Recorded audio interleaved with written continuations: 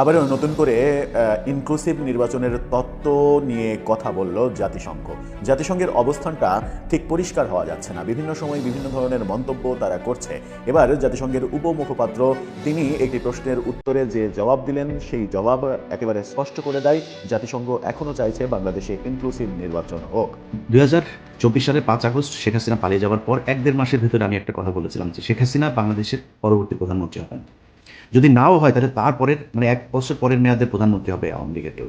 শেখ হাসিনা ছাড়া, আওয়ামী লীগ ছাড়া বাংলাদেশে কোনো নির্বাচন হবে না, হবে না, হবে না। 65% রিপোর্টকে বাদ দিয়ে এটা কোনো গণতন্ত্র নয়, এটা সংগ্রাম, এটা স্বৈরতন্ত্র। আপনারা অ্যাসিবাদকে উচ্চারণ করতে পারেন না, হ্যাসিবাদ বলেন, হ্যাসিবাদ। অশিক্ষিত মূর্খ ছোট লোক করবে না, কতদিন জুতা মারি না। আজকের এই জুতা প্রফেসর ডক্টর মোহাম্মদ ইউনূস সাহেবের নাম। আওয়ামী লীগ ছাড়া নির্বাচন, এটা কি আসলে নির্বাচন হবে নাকি প্রহসন? আওয়ামী লীগকে আপনি যতই গালিগালাজ করেন না কেন, যতই আন্ডার এস্টিমেট করেন না কেন, আওয়ামী লীগ কিন্তু যদুমধুর দল। এক সময় বাংলাদেশের 96% মানুষই আওয়ামী লীগ করত। আপনি প্রতিটি পরিবারে খুঁজে দেখেন তার পূর্বপুরুষ আওয়ামী লীগ ছিল, নৌকার জোয়ার ছিল, নৌকা বিজয়ের প্রতীক ছিল।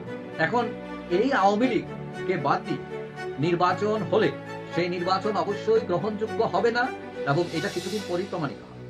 নো ভোট নো ভোট, নৌকা নেই ব্যালটে, নেতা নেই দেশে, তবু ভোটের মাঠ কাঁপাচ্ছে আওয়ামী লীগ। বর্জনের ডাক মানা হবে নাকি ভোটের হিসাবেই ভেঙে পড়বে সেই ডাক?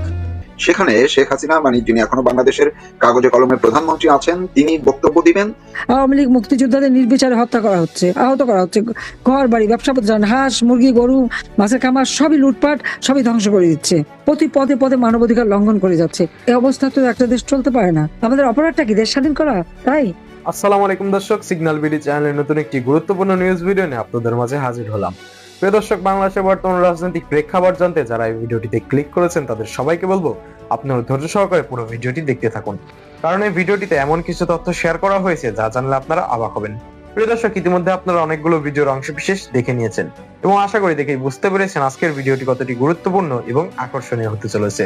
তো প্রিয় দর্শক, যারা এখনো আমাদের চ্যানেলটি সাবস্ক্রাইব করেনি তাদের সবাইকে বলবো আমাদের চ্যানেলটি সাবস্ক্রাইব করে পাশে থাকা বেল আইকনটি অন করে দিবেন। আর যারা ইতিমধ্যে সাবস্ক্রাইব করেছেন তাদেরকে অসংখ্য ধন্যবাদ। তো প্রিয় দর্শক, চলুন আর কথা বাড়াবো না, একটি লাইক দিয়ে মূল ভিডিওতে যাওয়া যাক। প্রতিনিধিত্বশীল সরকারকে হটিয়ে সংবিধান লঙ্ঘন করে অবৈধভাবে ক্ষমতা দখল করে গর্বের কি আছে? এটা তো ডাকাতি করা। এতদিন এলিগেট ছিল, এখন ইলেকশনের নামে একটা প্রহসন করে জনগণের ভোটটা চুরি করে সেটা দিয়ে দেখাবে এখন তারা খুব লিগাল হয়ে গেছে। কিন্তু সাধারণ মানুষ সেখানে কি পাবে? আজকে যদি ভোট দিতে চায়, সেখান থেকে ভোট দেওয়ার পরে যে তাদেরকে মব সন্ত্রাস করে মেরে ফেলা হবে না বা নির্যাতন করা হবে না, তার কোনো গ্যারান্টি আছে? এরা তো সবই পারে, যত্র তত্র যেখানে সেখানে আগুন দিয়ে জ্বালানো, পোড়ানো, বোমে হামলা, এটাই তো তাদের চরিত্র। আওয়ামী লীগ মুক্তিযোদ্ধাদের নির্বিচারে হত্যা করা হচ্ছে, আহত করা হচ্ছে, ঘর বাড়ি ব্যবসা প্রতিষ্ঠান, হাঁস মুরগি গরু মাছের খামার সবই লুটপাট, সবই ধ্বংস করে দিচ্ছে। প্রতি পদে পদে মানবাধিকার লঙ্ঘন করে যাচ্ছে। এই অবস্থা তো একটা দেশ চলতে পারে না। আমাদের অপরাধটা কি দেশ স্বাধীন করা? তাই দেশকে অর্থনৈতিক ভাবে উন্নতি করেছি। তাদের প্রভু দেশ পাকিস্তানের থেকে আমাদের অর্থনীতি অনেক অনেক বেশি শক্তিশালী। দক্ষিণ এশিয়ায় বাংলাদেশ শক্তিশালী অর্থনীতি দেশ হিসেবে 2য় স্থান অধিকার করেছিল, সারা বিশ্বে 33 স্থান। আমাদের মাথা পিছু আয় আমরা 2793 মার্কিন ডলার উন্নীত করেছি। 2023 সালে আমাদের প্রবৃদ্ধি 7.25 আমরা উন্নীত করেছিলাম। জনগণের তো খাবারের কষ্ট ছিল না। ভূমিহীন গৃহহীন 8 লক্ষ পরিবারকে আমি বিনামূল্যে আধা পাকা ঘর, 2 কামরা, বসার জায়গা, স্যানিটারি ল্যাট্রিন, বিদ্যুৎ, পানি সবকিছু দিয়ে তাদেরকে বিনা সুদে ঋণ দিয়ে নিজেদের জীবন জীবিকা গড়ে তোলার ব্যবস্থা করেছি। এখন প্রত্যেকটা গ্রামকে শহরে উন্নীত করা, গ্রামের পরিবারকে আমার বাড়ি আমার খামার পল্লী সঞ্চয় ব্যাংক করা, তাদেরকে ঋণ দিয়ে তারা যেন নিজেরা নিজে পায়ে দাঁড়াতে পারে, উৎপাদন করতে পারে। এবং কেউ যদি 200 টাকা জমাতে পারে তাকে সরকারের পক্ষ থেকে আরো 200 টাকা দিয়ে একটা মূলধন করে সে যেন আর কারোর উপর নির্ভরশীল না হয়, আত্মমর্যাদাশীল আত্মনির্ভরশীল হয় প্রতিটি পরিবার। সেভাবে আমরা দেশকে কাজ করে যাচ্ছিলাম। সার্বজনীন পেনশন আমরা সিস্টেম চালু করেছিলাম। এই সার্বজনীন পেনশনে একেবারে 3 মজুর থেকে শুরু করে উচ্চ বিত্তরা প্রত্যেকের জন্য 4টা ধাপে আমরা এই পেনশনের ব্যবস্থা করে দিয়েছিলাম, যে কোনো মানুষ যেন আর ওই ভাতা বা কোনো কিছুর উপর নির্ভরশীল হতে না পারে, তাদের জীবন মান যেন উন্নত হয়। সারা বিশ্বে বাংলাদেশের উন্নয়নের রোল মডেল ছিল। আজকে এই বাংলাদেশটাকে সম্পূর্ণভাবে ধ্বংস করে দিয়েছে। এটাই হচ্ছে সব থেকে দুঃখের বিষয়, এটাই হচ্ছে সব থেকে কষ্টের বিষয়। নির্বাচনের সময় ঘনিয়ে এসেছে, হাতের সময় মাত্র 3 সপ্তাহ। কিন্তু মাঠে না থেকেও যে দলটি জয় পরাজয়ের নির্ধারক হয়ে উঠেছে তার নাম আওয়ামী লীগ। এই কথাটি শুধু দেশের রাজনৈতিক অন্দরমহলে নয়, আন্তর্জাতিক সংবাদ মাধ্যমেও বারবার উঠে আসছে। প্রায় 2 দশক ক্ষমতায় থাকা দলটি একসময় যে 30 থেকে 40% ভোট ব্যাংক ধরে রেখেছিল, সেটাই আজ এই নির্বাচনের সবচেয়ে বড় অনিশ্চয়তা। গত 5 আগস্টের পর রাজনৈতিক পট পরিবর্তনে আওয়ামী লীগের জনপ্রিয়তায় ভাটার টান স্পষ্ট। দল নিষিদ্ধ, নেতৃত্ব অনুপস্থিত, সাংগঠনিক কাঠামো বিপর্যস্ত। তবুও বাস্তবতা হলো আওয়ামী লীগ সমর্থকরা উধাও হয়ে যাননি। তারা আছেন, সংখ্যায় কম না, এবং সবচেয়ে বড় প্রশ্ন হলো তারা ভোট দেবেন কিনা, দিলে কাকে দেবেন। এই প্রশ্নের উত্তর জানতেই বড় বড় রাজনৈতিক দলগুলো আচমকা রূপ বদলাতে শুরু করেছে। যেসব দল এতদিন আওয়ামী লীগকে ফ্যাসিবাদী বলে আক্রমণ করত, তারাই এখন নীতি ঘোষণায় বলছে রাষ্ট্র সংস্কার, উন্নয়ন ধারাবাহিকতা, মুক্তিযুদ্ধের চেতনা, সংখ্যালঘু নিরাপত্তা। শুধু তাই নয়, অনেক দল নীরবে হলেও দুয়ার খুলে রেখেছে আওয়ামী লীগের সাবেক নেতাকর্মীদের জন্য। বড় দুই দলই আওয়ামী সমর্থকদের কাছে টানতে রীতিমতো নিজেদের অবস্থান থেকেও সরে আসছেন। আমাদের দলে আপনারা আওয়ামী লীগ থেকে আসবেন, আপনাদের দায়িত্ব আমরা নেব। যত মামলা আছে আওয়ামী লীগের বিরুদ্ধে আমরা সমস্ত মামলাগুলো তুলে নেব। রাজনীতিতে আদর্শের চেয়ে ভোটের অঙ্কই আসলে শেষ কথা। এই নির্বাচন সেটাই আবার প্রমাণ করছে। তবে ঠিক এই মুহূর্তেই আসে সবচেয়ে বিস্ফোরক ঘোষণা। মঙ্গলবার নো ভোট নো ভোট এই স্লোগান তুলে বাংলাদেশবাসীর কাছে ত্রয়োদশ জাতীয় সংসদ নির্বাচন বয়কটের ডাক দিলেন ক্ষমতাচ্যুত প্রধানমন্ত্রী শেখ হাসিনা। ব্যালটে নৌকা নাই, আওয়ামী লীগ নাই, যেখানে আমরা ইলেকশন করতে পারছি না সেখানে তারা ভোট দিতে যাবে না। মোহাম্মদ ইউনূসের নেতৃত্বাধীন অন্তর্বর্তীকালীন তত্ত্বাবধায়ক সরকারের অধীনে অনুষ্ঠিত হতে যাওয়া এই নির্বাচনকে তিনি সরাসরি অবৈধ আখ্যা দেন। ইউনূস সরকারের আমলে আওয়ামী লীগ নিষিদ্ধ, দেশত্যাগী প্রধানমন্ত্রী শেখ হাসিনার অনুপস্থিতিতে তার বিরুদ্ধে ফাঁসির সাজা ঘোষণা হয়েছে। এই আবহেই আওয়ামী লীগের পক্ষ থেকে প্রকাশিত 1.5 পাতার আবেদনপত্রে জাতির উদ্দেশ্যে শেখ হাসিনার কণ্ঠে তীব্র আহ্বান। ফ্যাসিস্ট ইউনূস জঙ্গি পাহারায় ভোট করাতে চায়, যে ব্যালটে নৌকা নেই, যে নির্বাচনে আওয়ামী লীগ অংশ নিতে পারবে না, সেখানে আমাদের সমর্থকরা কেউ ভোট কেন্দ্রে যাবেন না। ব্যালটে নৌকা নাই, আওয়ামী লীগ নাই, যেখানে আমরা ইলেকশন করতে পারছি না সেখানে তারা ভোট দিতে যাবে না। এই আবেদনপত্রে শুধু রাজনৈতিক বার্তা নয়, আছে ভয়, সাথে যোগ হয়েছে প্রতিরোধের ভাষা। দেশবাসীর উদ্দেশ্যে শেখ হাসিনা বলেন, ভয়ভীতি, হত্যা, গ্রেপ্তার, অপহরণ, মব সন্ত্রাস যাই হোক না কেন, ভোট দিতে যাওয়া যাবে না। অর্থাৎ এটি শুধু নির্বাচন বর্জনের ডাক নয়, এটি এক ধরনের গণ অনুপস্থিতির কৌশল। এই অবস্থান একেবারেই কিন্তু নতুন নয়। মাস তিনেক আগে রয়টার্সকে দেওয়া সাক্ষাৎকারে শেখ হাসিনা ইঙ্গিত দিয়েছিলেন যে আওয়ামী লীগ সমর্থকরা ভোট দেবেন না। তার যুক্তি ছিল পরিষ্কার, লক্ষ লক্ষ মানুষের ভোটাধিকার কেড়ে নিয়ে কোনো নির্বাচন বৈধ হতে পারে না। কিন্তু এখানেই আসল দ্বন্দ্ব। 18 মাসে উপদেষ্টা সরকার জনগণের প্রত্যাশার কতটুকু পূরণ করতে পেরেছে? আইন শৃঙ্খলা, দ্রব্যমূল্য, কর্মসংস্থান, রাজনৈতিক নিরাপত্তা, এই সূচকগুলোতে যদি জনগণ সন্তুষ্ট হয়, তাহলে আওয়ামী লীগের ভোট ব্যাংক ছড়িয়ে পড়তে পারে। কিন্তু যদি হতাশা তৈরি হয়, যদি মানুষ মনে করে এই সময়টুকু শুধু প্রতিশোধের রাজনীতিতে কেটেছে, তাহলে আওয়ামী লীগ সমর্থকরা হয়তো ভোট বর্জনের ডাক মানবে না। আর এখানেই নির্বাচন বর্জনের ডাক কোন দিকে মোড় নেয়, সেটাই এখন সবচেয়ে বড় প্রশ্ন। ভোট বর্জন সফল হলে কি হবে?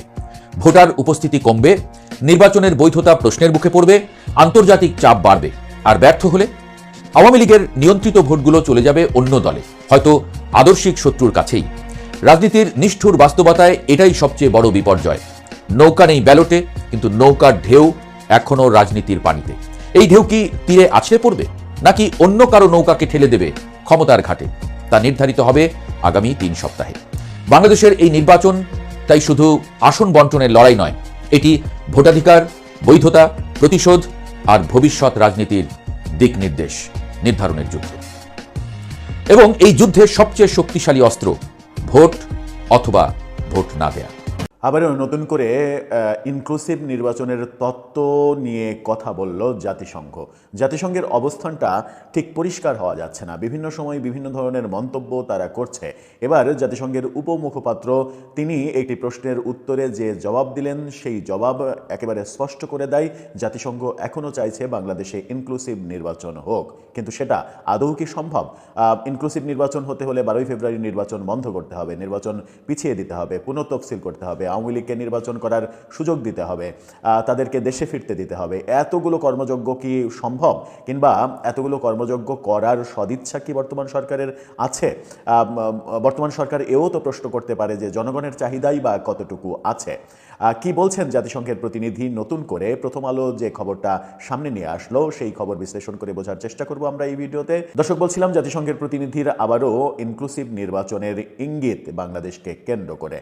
জাতিসংঘ বারবার তাদের ভোল পাল্টাচ্ছে কেন, সেটা একটা বড় ব্যাপার। তারা তাদের অবস্থানে একেবারে অনড় থাকতে পারছে না কেন, প্রতিটা মুহূর্তে বিভিন্ন দিকের অবস্থা বিশ্লেষণ করে তারা হয়তো নানা রকমের মন্তব্য করছে নানা সময়ে। এবার যেমন দেখা গেল যে তারা বাংলাদেশের নির্বাচন নিয়ে যে মন্তব্য করলো সেই মন্তব্যের অর্থ দাঁড়ায় আওয়ামী লীগ সহ সবাইকে নিয়ে ইনক্লুসিভ নির্বাচনের কথাই তারা ভাবছে। প্রথম আলো শিরোনামটা দেখে নিন। প্রথম আলো বলছে, জাতিসংঘ মহাসচিবের উপমুখপাত্র, সব নাগরিক অংশ নিতে পারেন এমন নির্বাচনী পরিবেশ গুরুত্বপূর্ণ। সব নাগরিক অংশগ্রহণ করতে পারেন এমন নির্বাচন মানে কি?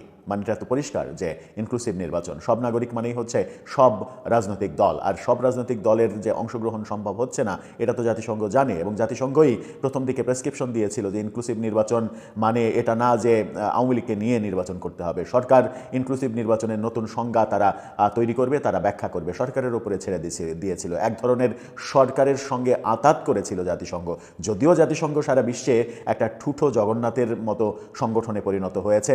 বড় শক্তিগুলোর ইশারায় চলে, আমেরিকা সহ বড় শক্তিগুলো যেভাবে বলে সেভাবেই চলে, এখনও হয়তো সেভাবেই চলছে। যদি এখনও সেভাবেই চলে এই কথাটা ধরে নেওয়া যায় মানে একটা অ্যাঙ্কার পয়েন্ট হিসেবে, তাহলে কি দাঁড়ায়? তাহলে কি এরকম দাঁড়ায় যে আমেরিকার সিগন্যাল পাল্টে গেছে? কিন্তু আমেরিকার বিভিন্ন সিগন্যাল দেখে তো মনে হচ্ছে না যে সিগন্যাল পাল্টেছে। গতকালকে ওয়াশিংটন পোস্টের একটি রিপোর্ট রীতিমতো চাঞ্চল্যের সৃষ্টি করেছে।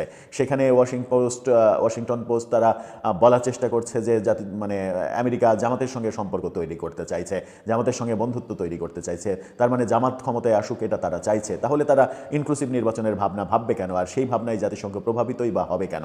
কি বললেন এই উপমুখপাত্র, চলুন একটু জেনে দেখি। নির্বাচনে এমন পরিবেশ নিশ্চিত করা গুরুত্বপূর্ণ যেখানে সব ব্যক্তি নির্ভয়ে ও শান্তিপূর্ণভাবে প্রকাশ্যে রাজনৈতিক কর্মকাণ্ডে অংশগ্রহণ করতে পারেন এবং স্বাধীনভাবে ভিন্ন মত প্রকাশ করতে পারেন। খুবই পরিষ্কার কথা, শুধুমাত্র তিনি আওয়ামী লীগের নামটা উচ্চারণ করেননি, বাকিটা সবই বলেছেন।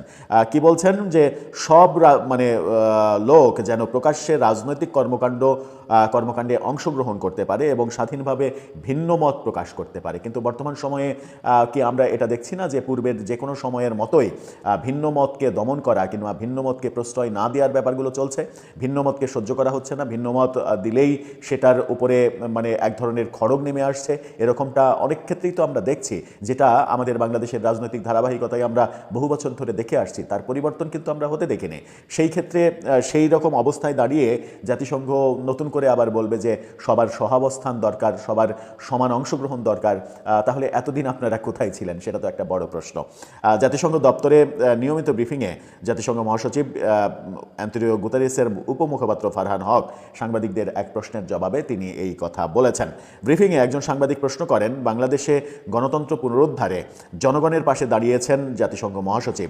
কি যে জনগণের পাশে দাঁড়িয়েছেন জাতিসংঘ মহাসচিব সেটা তো আমরা খুব ভালোভাবেই জানি। তিনি কতটা জনগণের পাশে দাঁড়াতে পারেন সেটাও জানি। বাংলাদেশে এসে রোহিঙ্গাদের নিয়ে নাটক মঞ্চস্থ করে তিনি চলে গেলেন। তারপরে কিন্তু রোহিঙ্গারা সেই সময় বলা হয়েছিল যে রোহিঙ্গারা তাদের যে পরবর্তী ঈদ, সেই পরবর্তী ঈদ তারা তাদের নিজের মাটিতে করবে। তারপরে একাধিক ঈদ চলে গেল, সেই পরবর্তী ঈদ আর এলো না এবং আসবেও না। জুলাই বিপ্লবের পর বাংলাদেশ এখন নোবেলজয়ী মোহাম্মদ ইউনূসের নেতৃত্বে পরিচালিত হচ্ছে। আপনি জানেন অন্তর্বর্তী সরকার 12 ফেব্রুয়ারি পরবর্তী নির্বাচন আয়োজন করতে যাচ্ছে। জাতিসংঘ মহাসচিব এই নির্বাচনে এবং নির্বাচন পরবর্তী সময়ে গণতন্ত্র ও মত প্রকাশের স্বাধীনতা বজায় রাখার বিষয়ে কোনো পরামর্শ দেবেন কি না, এমন প্রশ্ন তাকে করা হয়েছিল। জবাবে জাতিসংঘ মহাসচিবের উপমুখপাত্র তিনি বলেছেন, অবশ্যই আমরা নির্বাচন আয়োজনকে উৎসাহিত করি। জাতিসংঘের পুরো ব্যবস্থায় আমরা এটি স্পষ্ট করে দিয়েছি যে নির্বাচনে এমন একটি পরিবেশ নিশ্চিত করা গুরুত্বপূর্ণ যেখানে সব ব্যক্তি নির্ভয়ে ও শান্তিপূর্ণভাবে প্রকাশ্যে রাজনৈতিক কর্মকাণ্ডে অংশগ্রহণ করতে পারেন এবং স্বাধীনভাবে ভিন্ন মত প্রকাশ করতে পারেন। এই মুখপাত্র কি তিনি জানেন বাংলাদেশে সেটা যেটা তিনি চাইছেন সেটা আছে কি নেই? খোঁজ নিয়েছেন যে বাংলাদেশে সব রাজনৈতিক মতাদর্শ ওপেনলি বলা যায় কিনা? এমনকি আগামীতে যে ভোট হচ্ছে সেই ভোট যে হ্যাঁ ভোট এবং না ভোট হচ্ছে, সেখানে প্রকাশ্যে না ভোট দেব কিংবা না ভোটের ক্যাম্পেইন করব এরকমটা বলার অবকাশ সেটা রয়েছে কিনা?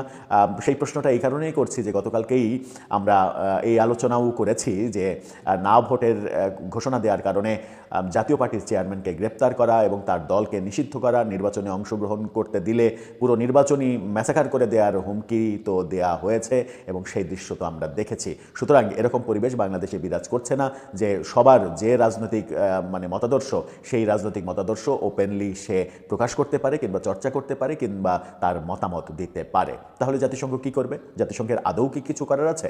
কিছুই করার নেই। জাতিসংঘ একটা নামমাত্র প্রতিষ্ঠানে পরিণত হয়েছে।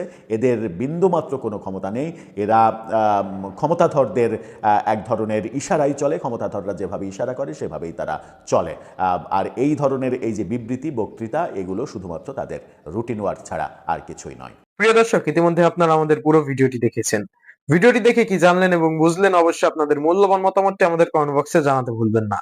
এখনো যারা আমাদের চ্যানেলটি সাবস্ক্রাইব করেননি তাদের সবাইকে বলবো আমাদের চ্যানেলটি সাবস্ক্রাইব করে পাশে থাকা বেল আইকনটি অন করে দিবেন এরকম নিত্য নতুন প্রতিদিন গরম গরম নিউজ আপডেট পেতে। ধন্যবাদ সবাইকে।